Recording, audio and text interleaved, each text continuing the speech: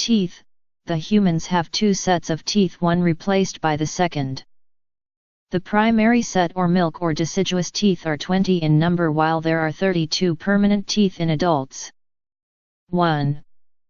In children there are 20 deciduous or milk teeth.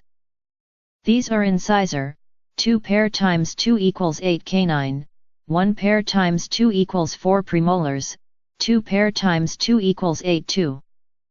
In adults there are 32 permanent teeth. In each jaw on each side there are incisors, 2 pair times 2 equals 8 canines, 1 pair times 2 equals 4 premolars, 2 pair times 2 equals 8 molars, 3 pair times 2 equals 12 incisors. The central front teeth are called incisors. There are 4 in upper jaw and 4 in lower jaw. Canines. The pointed, dark-colored teeth on either side of the incisors are canines. 2 in upper jaw and 2 in lower jaw. Premolars. These are bicuspid teeth after the canines. There are 8 premolars.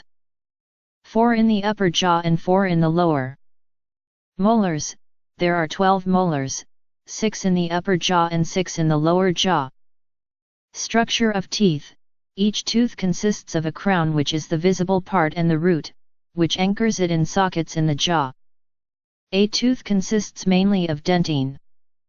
The crown is coated with even harder enamel, while the root is covered with cementine to help another it in the jaw.